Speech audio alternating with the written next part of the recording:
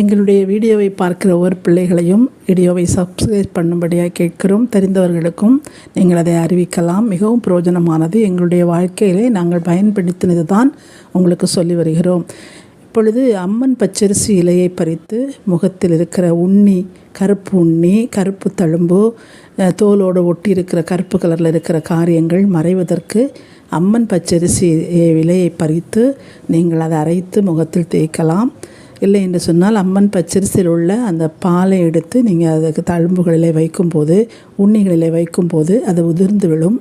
அது மாத்திரமல்ல, நீங்கள் அதை பறித்த உடனே அதனுடைய பாலை நீங்கள் பயன்படுத்த வேண்டும். பறித்து வைத்த பிறகு பயன்படுத்த முடியாது, பால் அதிகமாக வராது.